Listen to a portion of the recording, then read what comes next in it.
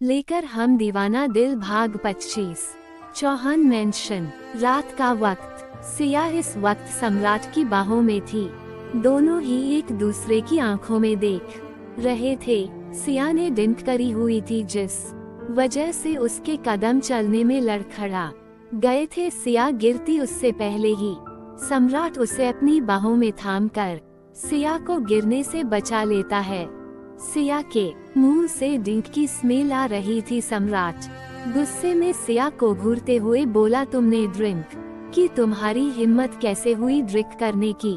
या फिर तुम पहले से ही ड्रिंक करती हो? सिया सम्राट के गले में अपनी दोनों बाहों को लपेटकर अपना मुंह बनाते हुए बोली, सम्राट जी, तो गलत बात है ना आपका। हम इंतजार कर रहे थे और आप आते ही हमारे ऊपर गुस्सा करने लगे। आप ना बहुत बुरे हैं और गुस्से में बिल्कुल बड़का राक्षस लगते हैं। वो राक्षस जो अपनी बड़की बड़की आंखों से सबको डराता रहता। सिया के ऊपर पहले से ही सम्राट को गुस्सा आ रही थी उसके डिंक करने की वजह से। अब सिया का उसे राक्षस कहना और ज्यादा सम्राट को गुस्सा दिला रहा था। सम्राट सिया की बाहें अपने गले से हटाकर बोला, बहुत शौक है ना तुम मुझे राक्षस बोलने का, तो आज के बाद तुम मुझे राक्षस बोलने का सोचोगी भी नहीं। सम्राट जैसे ही सिया को खुद से दूर करने वाला होता है, वैसे ही सिया सम्राट की कमर में अपने हाथों को लपेट लेती है और सम्राट के सीने में अपना सर छुपाते हुए बोली, सम्राट जी, आप हमको अपने आप से दूर नहीं कीजिए, हम आपसे दूर नहीं होना चाहते। या कईस हर पर सम्राट हैरान हो जाता है। उसको समझ ही साही आ रहा था कि वो सिया से आ बोले चाहिए। सिया और सम्राट से यू दूरी रहन मुस्कुराते हुए उन दोनों को देख रहा था। सभी कोरई उसका कान मोड़ देता है, जैसे रोहन को अपने कानों में तेज दर्द होने लगता है। रोहन प्रवर्धन जी से बोला, क्या यार नाना, आपने मेरा कान क्यों भोड़ा, प्लीज छोड़िए, मेरे कान को दर्द हो। प्रवर्धन जी गुस्से में रोहन को घूरते हुए बोले, रोहन तुम्हारी हिम्मत भी कैसी सिया बहू के जूस में शराब मिलाकर उसे पिलाने की? अगर सम्राट को ये बात हमने बता दी तो तुम्हारा वो क्या हाल करेगा ची, तुम ही सोची। रोहन प्रवर्धन जी से अपना काम छुड़वाते हुए बोला, यार नानू प्लीज मुझे ना, आप भाई की धमकी देना बंद कीजिए। आपको तो मुझे इस बात के लिए इनाम देना चाहिए और आप हैं कि मेरे ऊपर गुस्सा कर रहे हैं। देखिए कैसे सिया जी भाई से चिपकी हुई हैं, क्या ये आपको अच्छा नहीं लग रहा है? प्रवर्धन जी रोहन को घूरते हुए बोले, तो इसके लिए तुम्हें सिया के जूस में ड्रिंक मिलाने की क्या जरूरत थी, ये जानते हुए भी कि सिया ड्रिंक नहीं करती? रोहन प्रवर्धन जी को समझाते हुए बोला, अरे मेरे प्यारे नानू साथी, जाए ज्यादा गुस्सा आपकी सेहत के लिए ठीक नहीं है। नानू, सिया जी के ऊपर ड्रिंक का नशा चढ़ेगा तभी तो प्यार का भी नशा चढ़ेगा, तभी तो दोनों के दिलों में मोहब्बत की आग भड़केगी। दही सम्राट सिया को बार बार खुद से दूर कर रहा था, लेकिन सियाशी जी सम्राट से दूर होने का नाम ही नहीं ले रही थी। कुछ देर तक सिया सम्राट की बाहों में उसको पकड़कर ऐसे ही खड़ी रहती है, फिर भी समौत से खुद ही दूर हटकर सोफे पर आकर खड़ी हो जाती। सिया सोफे पर खड़ी होकर सम्राट को देखकर चिल्लाते हुए बोली, ओ रायालो, सुनो सुनो हारी बात सुनो। देखई रा सरज़े दोहान जो कि हमारे पति है, वो हमारे ऊपर बहुत ही सुसा करते हैं। हमें था अपनी बड़की बहकियाओं से हमको ते रहते हैं, हमको इसापफ चाहिए। गांव वालों काहे से ही आधा भी हारसा छोटी ही हचोहान हमको ब्याह के नाम पर धोखा दिए है। ब्याह हमसे किए आवा पया कोनो आओ से हम ऐसा नहीं होने देंगे। हमारे पति हैं तो हम इनको कोनो आओ का काहे होने दे। इंसाफ चाहिए, हमको इंसाफ चाहिए, वरना हम ई ऊंचाई से कूद जाएंगे। फिर बढ़ाओ का जिम्मेदारी आदमी ठाकुर सम्राट सिंह चौहान होगे। सिया इतने नशे में थी कि उसे कुछ भी होश नहीं था जहाँ सिया की नौटंकी देखकर रोहन की हंसी नहीं रुक रही थी। वहीं सम्राट का गुस्सा बढ़ता जा रहा था। सम्राट सिया के पास आकर उसका हौंठा पकड़कर उसे सोफे से नीचे उतारते हुए बोला, सिया नीचे उतरो सोफे से, ये क्या नौटंकी लगा रखी है तुमने? चुपचाप रूम में चलो मेरे साथ। सिया सम्राट से अपना हौंठ छुड़ाकर डाइनिंग टेबल के ऊपर चढ़कर खड़ी होकर सम्राट को घूरते हुए बोली, ई ठाकुर सम्राट सिंह चौहान, हमको डराने की कोशिश कर रहे हैं, लेकिन हम भी सिया है सिया, हम आपसे नहीं डरते। ठाकुर सम्राट सिंह चौहान, काहे से आप सच में राक्षस हैं? राक्षस वो भी बड़का वाले राक्षस और सांड भी हैं, जो हमेशा अपनी गुस्से नाम की सींग से हमको मारते रहते हैं। अपना उल्लू की तरह रात में जागते रहते हैं। सम्राट को इतना गुस्सा आ रहा था सिया पर कि अगर वो अपने होश में होती तो पता नहीं सम्राट गुस्से में सिया के साथ क्या करता। लेकिन रोहन को हंसी आ रही थी सिया की बात पर। प्रवर्धन जी से रोहन बोला, नानू आज आपके डेविल पोते की बैंड अच्छे से आपकी बहू ने बजाई है। बेचारे गुस्से में तो है लेकिन कुछ नहीं कर सकते।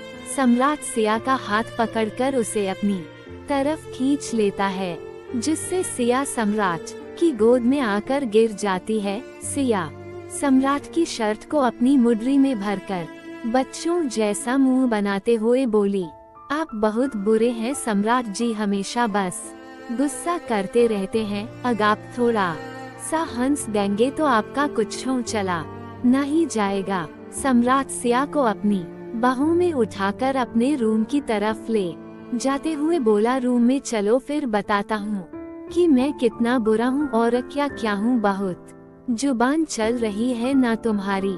सिया सम्राट के गले में अपनी दोनों बाहों को लपेट लेती है। सम्राट सीढ़ियाँ चढ़ते हुए अपने रूम में सिया को लेकर आता है और उसे बेड पर लिटाकर बोला, अभी होश में नहीं हो तुम, तुमसे तो सुबह बात करूंगा। तुम मुझे नीचे जो कुछ भी बोल रही थी उसका हिसाब तो मैं तुमसे सुबह लूंगा, अभी तुम सो जाओ। सम्राट जैसे ही सिया को बेड पर लिटा कर जाने को होता है, वैसे ही सिया सम्राट की शर्ट को अपनी दोनों मुट्ठी में भरकर अपना सर न मैन हिलाकर बोली, नहीं सम्राट जी, आप हमको छोड़कर मत जाए, हम आपको नहीं जाने देंगे खुद से दूर। सम्राट सिया की बात सुनकर उसकी आंखों में देख रहा था। भले ही सिया नशे में थी लेकिन सम्राट को सिया की आंखों में अपने लिए कुछ और ही दिखाई दे रहा था। सम्राट सिया की आंखों में ही देखते हुए सिया की पकड़ अपनी शर्ट पर से आजाद करवाते हुए बोला, सिया मेरी शर्ट को छोड़ो, मुझे चेंज करना है, दूर नहीं जा रहा मैं। सम्राट जैसे ही जाने को मुड़ता है, सिया उसका हौंठ पकड़कर बच्चों की तरह मुंह बनाते हुए मासूमियत से बोली, नहीं हम नहीं जाने देंगे, हमको पता है आप हमको छोड़कर चले जाएंगे, मत जाए ना सम्राट जी। सिया की जिद देखकर सम्राट का पत्थर जैसा दिल पसीज जाता है। सम्राट बेड पर सिया के पास बैठकर बोला, कहीं नहीं जा रहा सिया, यहीं हूँ तुम्हारे पास। सिया सम्राट का हाथ इतनी कसकर पकड़े हुई थी जैसे सच में सम्राट उससे दूर चला जाएगा। सिया सम्राट की तरफ देख रही थी, उसकी आंखों से आंसू बह रहे थे। सम्राट सिया के आंसू पोंछते हुए बोला, क्या हुआ, क्यों रो रही हो? अब तुम बैठा हूँ ना, तुम्हारे पास नहीं जा रहा। सम्राट अच्छे से समझ चुका था कि सिया ने पहली बार ड्रिंक की है और वो इस वक्त नशे के कारण ही ऐसे बोल रही है। तभी सिया सम्राट के होंठ पर अपनी पकड़ मजबूत करते हुए बच्चों जैसे सिसकते हुए बोली, सम्राट जी आप काहे केहू आओ को प्यार करते हैं, काहे आप हमको अपना पत्नी नहीं मानते? का हम इतना बुरे हैं जो आपको सिर्फ हमारे ऊपर गुस्सा आता है? काहे आप हमसे प्यार से बात नहीं करते? हम दिल से आपको अपना पति मानते हैं, हम नहीं चाहते कि आप हमको तलाक दें। हम सारी जिंदगी आपको अपना पति बना कर रखना चाहते हैं। हम जानते हैं कि आप के हाओ से प्यार करते हैं, लेकिन सच तो ये है कि आप अब हमारे पति हैं। हमें आपका धन दौलत कुछ नहीं चाहिए, सिर्फ आप चाहिए। आप काहे हमको अपना पत्नी नहीं मान सकते? सम्राट जी, अगर आप हमको तलाक दे देंगे तो फिर आप हमसे हमेशा के लिए दूर हो जाएंगे, और हमको आपके दूर जाने से डर लगने लगा है। हम ही नहीं चाहते कि आप हमसे दूर जाएं। सिया की बात सुनकर सम्राट को अपने दिल में एक अजीब सी बेचैनी होने लगती है, लेकिन सम्राट के मन में क्या चल रहा था ये सम्राट के अलावा कोई नहीं जानता था।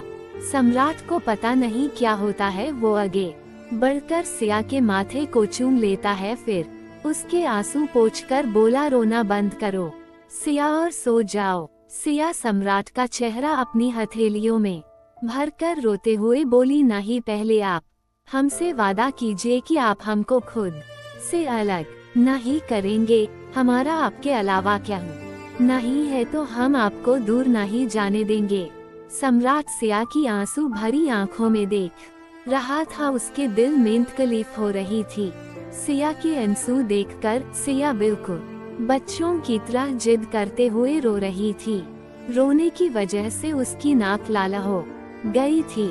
सम्राट सिया की लाल नाक पर अपने होठ रखकर उसे किस करके बोला, तुम्हारे पास ही तो हूँ ना, कहाँ जा रहा हूँ, तो अभी सो जाओ। सिया कुछ पल सम्राट की आंखों में देखती रहती है, फिर आगे बढ़कर अपने होंठ सम्राट के होंठों पर रख देती है, जिससे सम्राट की आंखें हैरानी से बड़ी हो जाती हैं, क्योंकि ये पहली बार था जब सिया ने सम्राट के होंठों पर अपने होंठ खुद से रखे थे। सिया ने सिर्फ सम्राट के होंठों पर अपने होंठ रखे हुए थे, क्योंकि सिया को किस करना नहीं आता था। कुछ देर तक जब सिया सम्राट को किस नहीं करती है, तो सम्राट खुद सिया को किस करने लगता है। वो उसे फ्रेंच किस कर रहा था, पता नहीं क्यों। जब सम्राट सिया के करीब होता था, तो वो उसे किस करने से खुद को रोक नहीं पाता था। कुछ देर तक सम्राट सिया को किस करता रहता। जब सिया को सांस लेने में दिक्कत होने लगती है, तब सम्राट सिया के होंठों को अपने होंठों से आजाद कर देता है। सिया गहरी सांस लेते हुए सम्राट को ही देख रही थी। सम्राट भी उसकी आंखों में ही खोया हुआ था। तभी सिया एकदम से सम्राट के गले पर बाइट कर लेती है। सम्राट घूरकर सिया को देखते हुए बोला, बाइट क्यों किया मुझे? सिया भी सम्राट को अपनी आंखें छोटी करके घूरते हुए बोली, आप हमको अपनी बड़की आंखों से डराते हैं, इसलिए हमने आपको काटा। अगर आप हमको फिर से डसाए तो हम फिर से आपको काटेंगे। कुछ देर बाद सिया नींद के आगोश में चली जाती है। व्यों की डिंग का नशा उसके ऊपर पूरी तरह से चढ़ चुका था। सम्राट सिया को देखते हुए खुद से बोला, पागल लड़की, क्या करूं मैं तुम्हारा? सुबह तुम्हारा नशा जब उतरेगा तब बात करूंगा मैं तुमसे। जारी।